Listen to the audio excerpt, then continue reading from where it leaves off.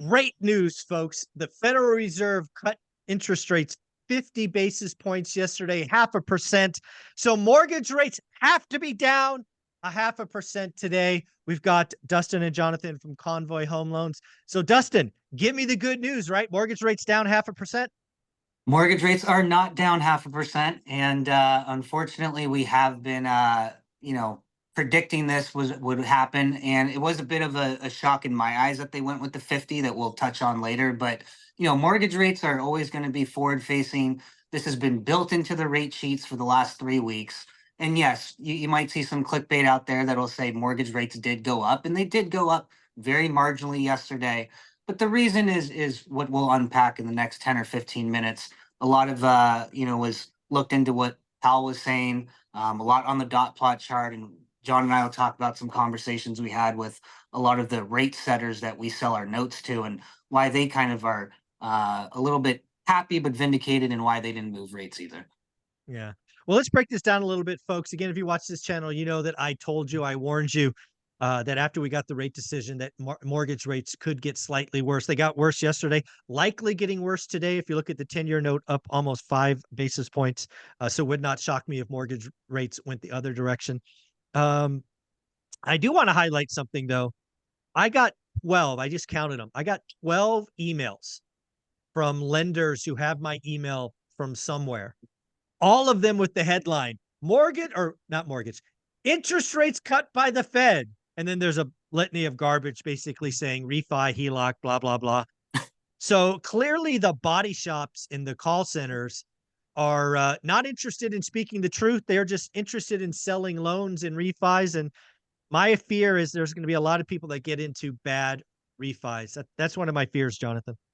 Yeah, absolutely. And don't you love saying like "I told you so," right? Yes, I do. I love saying that. Yes, I do. um, because we like Dustin and I had conversations with a lot of clients that were essentially waiting for this meeting. They were just holding tight, saying, "Hey, I don't want to really move until this meeting happens. Rates are going to drop." And we're like, "Well, we don't really think it's going to happen." In terms of like dropping in the mortgage interest rate side. So obviously, to your point, that's the headline grabber, right? That's going to grab the majority of, unfortunately, majority of uneducated American homeowners that have, only associate a rate drop, and they see the word rate because that's a trigger word. And they see that and they go, okay, well, now is probably the best time to refinance out of my 2.5%. They make a call, and then they realize, oh, you're Rocket, or sorry, I shouldn't say the name, but whatever mortgage you're trying to, you're trying to sell me a loan at, 6.75. Like, okay, I mean, I guess if you're telling me I can wrap in my credit cards and wrap in, my car loan and yada yada, and then, I guess it makes sense for me to take a 6.75 on my primary residence for 30 years. That's the conversation that's going to happen, right? And that's what you're kind of alluding to, is you're like afraid of people going into refi with. Like, I've told clients, like, I'd rather sleep, Dustin and I both, we would rather sleep better at night telling the clients the truth and not getting the business Yeah, than getting just the business and like not, not having it go the other way. So I've yeah. turned down clients like that in the last 2 weeks that have been calling about lower rates, lower rates. I was like, hey, look, it doesn't make sense for you to refinance right now. Your payment's Yeah. going up. Even if you wrap all these things in, it's your primary residence. Why would you want to wrap in all these things for 30 years when you can just continue to pay down your mortgage as is at a 2.75, you No, I'm know? I'm so glad you guys are part of the channel. One of the things that makes me feel good every week, every month with you guys is you tell people the truth. Again, it's always up to the consumer to do what they want, but you got to have people in your corner that are willing to say, no, this is a bad idea, right? Whether that bad idea is negative cash flow, whether that bad idea is a refi that doesn't make sense. And again, these body shops, these call centers, they are just grinding through scripts. They are all about the transaction. They are not about doing good deals. Sometimes a refi makes sense. There are lots of life events, lots of choices where a refi could make sense, but there's also lots that don't. And it's a sad state of affairs that's happening. Well, let's talk about the dot plot because again, we got the big 50 cut, which I think is wild, right? GDP is 3%, unemployment's 4.2, inflation is 2.6, and yet the Fed hit us with the 50. It's only the third time they've started a rate cutting cycle with a 50. The most recent one was the GFC, which should send shivers down our back. Do you guys think the Fed is afraid of something? Yeah, I mean, that's the only signal you can really get. When I didn't watch it live, unfortunately, I rewatched it last night, and it was interesting to see Powell in a different stance, trying to almost prop up where we are in the economy, right? But do Yeah, a we're 50 strong, basis we're points. strong, we're strong, we're strong. Oh, here's 50. Yeah, those don't go in line. I was I very Ex confused. Yeah, it doesn't add up, and there's a litany of reasons as to why the Fed could be scared. It could be the election. It could be, banks' liquidity. It could be unemployment. There's a bunch of things that we don't know exactly why the Feds are, I would say, scared and afraid, like you said, and not cautious, which a 25 basis point would have signaled. But looking at the dot plot and why John and I were discussing, I think it was maybe right after work, and why we were happy with the way that it was a bit of a vindication for not only people in the real estate industry, but mortgage and people on the sidelines that look, we've had a rough 4 years since the last, rate cut. It's been rate hikes, and it's been a tough time to say the least. But now looking at the dot plot chart, now officially getting our first rate cut, it's good to know that lower rates, it may not drop another full percent or 2% in the next year, just like it did over the last year. But these lower rates in the fives and the sixes, and dare I say the fours 3 years from now, whatever it might be, that's now here. It's done with the six, 6.5, 7, 7.5, Yeah. 8, 8.5, 8, 7.5, 8. That was a tough stretch, but Yeah. it was good to Yeah. see that yesterday. Yeah, there's a couple of things that I'm thinking about, and I've said this on my channel. I think I said this first time 2 months, maybe 3 months ago now. The refi boom has started. And I think yesterday's rate move, I think the combination of the dot plot and forward-looking indicators mean the refi boom just continues. I think the last 3 weeks, if you're looking at mortgage business, whatever it is, daily, on the week-on-week basis, up 94%, 107%, and then 124%. These are year-on-year numbers, right? So clearly the refi boom is here. I think it continues. It's the purchase market that is going to be interesting. I think the purchase market will be subdued. We just got existing home sales today, which again, I was right. We took out the cycle low. The cycle low is now 3.86 million. It was 3.88. I do think that will prove to be the bottom. So the good news for mortgage and housing is we have the bottom. I think mortgage is building out faster because you guys have the refi arm. I don't have great news for purchase, but at least there's good news. You're not going lower. What do you guys think of all that? What do you think, Jonathan? Yeah, absolutely. And I mean, obviously now with rates kind of settling in, and we kind of saw this back in December, January, right? When mortgage rates first started really dipping to the point where it's at right now. Was it December, January? Yeah, I think it was, right? Over the last, yeah. Yeah. Everything feels like a blur. But if you're looking back then, right, and people were starting to make offers on houses, people were starting to pick up purchases. A lot of the money was coming from the refis, right? That we initially spoke about back then. That the conversation about refinances have started. But people, I mean, I think, right, people that were on the fence about maybe upgrading their house, or downgrading or moving to a different place, with rates kind of stabilizing a little further, might be incentivized with the equity that they have to roll into another purchase. Again, I don't know if that drives up inventory like crazy, but what I do know is that most of the people that are going to be offering on homes, now, they're sitting on a good chunk of equity that they haven't lost, right? I think, like you said, Mhm. we've passed, I think, the bottom and the worst. So going forward, if everyone's pulling out all this equity, they're pulling out the equity to deploy. So hopefully that means that purchases That's start to speed that's up. the big thing. Again, one Yeah. of the things that could help a soft landing is I forget the number, but it was trillions of dollars. I think it was 9 trillion. It might have been 8 trillion. Leave the comments below if you know what the number is. But let's call it 9 trillion in tappable equity. If rates get low enough, and I don't think they have to go much past the fives, there's going to be a lot of people going, I've got 100,000, 150,000 in tappable equity. Do I want to tap that? Do I want to use that for an addition? Do I want to use that to pay off more expensive debt? Do I want to use that to buy another asset? And if enough, homeowners, asset owners see that, this could be the whole soft landing, no landing scenario, because you get the M2 money supply picking up because people are going back and extracting equity. This no landing situation could happen. Yeah, and let's say right now, with all of the people that have been sitting on the sideline, either trying to refi with their current home that's at 2.25, pull cash, or like you said, my bigger concern is the purchase, market. And ultimately, lower rates are going to drive up demand. But the problem is that the demand is not going to be matched by the supply. And that's the biggest problem that we have. I think the mid five, like right now, the average primary conventional 30 years at 6.2 or something. Okay. Have we priced out things in the five? Sure. Perfect credit, a little bit more down, yada, yada. But that's the average 20% down. I think the middle point, if we get to like 5.5, we'll slowly bring that problem back in. We cross 5, maybe we'll see some supply actually meet that demand. But the 5, 5.25, 5.5, 5.7, that's the rate range that's going to be the biggest problem, because demand will never be able to be caught up with supply at that range.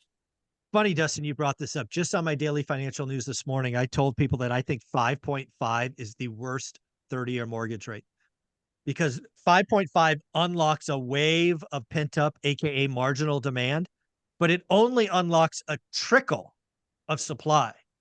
And if we get 5.5 February, March of 2025 as the spring selling season kicks off, bananas. What do you think, Jonathan? Yeah, and I mean, I think it's to note, right? Because we get a lot of comments on or calls from listeners, and they're like, "You didn't mention this, you didn't mention that." When you say 5.5 being a bad rate I think for in terms of purchasing power, yeah, I Correct. think for sure. But if you're talking about like wanting to refinance to pull out some equity or whatnot, Different question. that's that's a totally different conversation. So in terms of pulling equity out to deploy, yeah, absolutely. But like you said, I mean, demand is already high as it is, right? Yeah. I think it's been high regardless of the rates. As soon as they started trickling down a little bit, right? Demands have been high. I just put in like 2 other purchases in LA this past week that were over asking. So Wow. Oh my God. yeah, it's there. That does not You make me went to feel that good. same house, John, right? Like a month ago that you went to this past weekend, where it was like a ghost town in the house. And then you went this past weekend, there's like 100 people walking through. Yeah, it was wild. Like, Wild. just in You 1 mean month. rates matter? Rates matter? Yeah. Is that what Yeah. we just I learned? mean, and also it's like I obviously spend a lot of time walking like, development projects or like fix and flip type projects as well. And even those, like even things that were off market, I'm seeing more people pull up, and to take a look at the property and whatnot. I mean, we're there. Yeah. Well, let's get into this, because I think there's one question that I really haven't played with, so we'll play with it together. And that is, what mortgage rates, again, owner occ, 20% down, best credit. What might mortgage rates be? And again, this is completely guesses. Our crystal balls are as broken as yours. Where might we be at the end of 24 and maybe summer of 25? Again, the Fed has told us, again, according to the dot plot, we have at least 2 more rate cuts coming this year, and that we might have somewhat like 6 rate cuts between now and the summer. Also, just so you guys know, we are still sitting at a very large margin or spread. That spread is still about 65 basis points larger than normal. I think now that the rate cutting cycle has started, we are going to see some compression in that. So we have Fed rate cuts, margin compression. We'll go to Dustin first. Dustin, what do you think a wild ass guess mortgage rates might be? And you know what? I'll give you an easy out. Above or below 6% by December 31st, 2024. But we're going to start with the baseline that right now it's 6.25 average. Correct. 30-year fix. Correct. Looking at the dot plot yesterday with, I think it was 16 of the 19 Fed officials basically have 2 more rate cuts, right? Correct.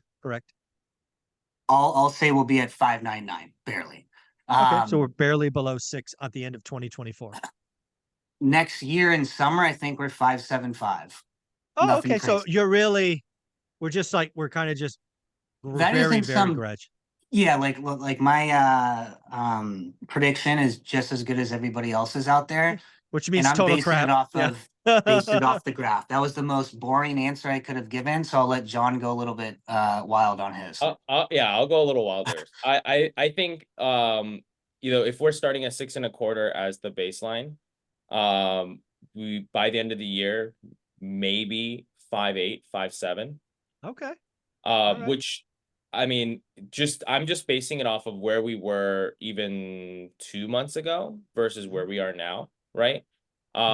And then I think maybe in the next year, I don't think it moves then. I think Okay. it maybe 5.8, 5.7, and then it stays there, Okay. and maybe 5.6, maybe an Okay. incremental move, but I think maybe a stall there. All right. So I'll play this game as well. So I'm gonna say actually we get to 5.9 by the end of the year. So the December 31st, 21. And then I'm going to go bananas. By the end of 2025, we're sub 5.25. Wow. Yeah. And I I don't feel hope good not. about that. Between you and I hope not. Yeah. Yeah. You and me both. I don't think that's a good thing, being below 5.25. No. Yeah. But again, I think so how did I get to 5.25? So again, rate cutting cycle. I suspect we have 200 basis points in cuts coming between now and the end of the year. So that's one assumption. And then again, I think it's very easy for me to articulate that the large margin is cut in half. Today, if we round it up to 70 basis points, that means there's 35 basis points just in margin compression. So how You're did I get banking to on five and a margin quarter? compression more. Yeah. Yeah. So I think that just has to come in. It's a historical norm. Today we're at 265. Historically is 180. I think we end the year at 2.25, or 225 or whatever that is, basis points spread. So yeah, margin compression and 200 basis points in rate cuts, and we get to 5.25, and then I have no idea what happens. Honestly, that's scary, if it plays out that way. I went hard and then conservative, but you going all the way, like the market, I think, I mean, I don't know if we could take that. We're good. We're in that inflation cycle. I mean, dare I say, Yeah. potentially back in that Well, inflation dude, that's cycle. my biggest fear is we have a second coming of inflation. We're Yeah. repeating the movie. We were so close in my mind to killing inflation. All we had to do was wait another couple of months and the thing would have been dead. And yes, we would have had more job loss and we would have had this. But inflation would have been dead.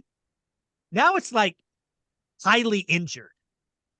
But inflation is like this evil superhero that can recover quickly, almost like what is that, death pool or whoever that guy is, Deadpool. who just Not my Deadpool, whatever the hell his name is. He could just fix himself. And I'm so afraid that inflation comes back. Yeah, that would be a really big problem. We'd started all over, all the progress that we made the last 4 years. Now we're going to sit through it again. And that's a lot. That's why John and I are so concerned about not having rates drop too quick, too sudden. And everybody, I think, at least on the mortgage industry side, will lie that having their paychecks be a little bit larger because of a massive rate drop would be nice, right? Dude, But it it's would not good for the long good. term. No, it would feel good for a moment. Exactly. It's not worth it. And then it would be dude, it would be 1981 all over again. Yeah. And so there was one thing that you threw out at the beginning that I caught, but I didn't catch, that I wanted to confirm with you that I think maybe some listeners didn't hear. You said this was the third time that the Feds have cut rates by 50 basis points to start a rate. Okay. What years were those? I know you got some facts behind you. Yeah, so the last one was the Great Recession. It was actually the same day, September 18th, 2007. How is that for Really? Yeah. September 18th? September 18th, 2007 was the last time. And then I believe it was a dot-com crisis, but I haven't validated the second date. But yeah, the last time we did this How about that? was September 18th, 2007. That should just send shivers I got the down your spine. goosebumps. I know you can't see, but I literally just got the goosebumps. That's crazy, right? Yeah, Yeah. I did too. I'm like, this is a bad omen. This is a bad omen. Well, that's wild. Jonathan. Yeah, Jonathan, what do you think of all that? I mean, I think, you know, as we're talking the whole interview, I'm getting calls like crazy left and right, which is why I'm like, keep looking down. It just doesn't stop right now. I got like 5 calls at once. Probably about the same topic that we're Yeah, talking about. rates are down, right? Yeah. So I think the obviously it's extremely scary to say and to think that, you know, history repeating itself is one of the worst things that can happen, right? And the reason we study history is to not repeat it. Unfortunately, I mean, we might be back in that case. Hopefully not, right? Yeah, Hopefully things are you know, different. I hope we stay at 5.7, 5.8. If we stay at 5.7, 5.8 for the next 2 years, done. Great. That's why I said it though, because it was more of a hope thing, right? And Yes. it's the same thing we talked about every single video. Like, I'm not one of those, especially me and Dustin, like we're not one of the ones that are like, yeah, let's drop rates, let's cut it, let's, so that we're not looking out for our own pockets, right? We're not trying to do that, right? What we want to do is make sure that we are here for a long time, not a short Correct. time for a party, right? Yeah. So I I think that has to be the main thing and the main focus for a lot of people is really just watch out in the market. Don't make rash decisions just because of what's happening, right? But also don't be eaten up by fear of repeating history, because you have to take advantage of what's happening in the market to make the right, you know, financial decisions for the future. So yeah, definitely. Well, the other thing I would tell folks, you're going to get bombarded with emails, probably phone calls from call centers telling you to refi, to singing the song.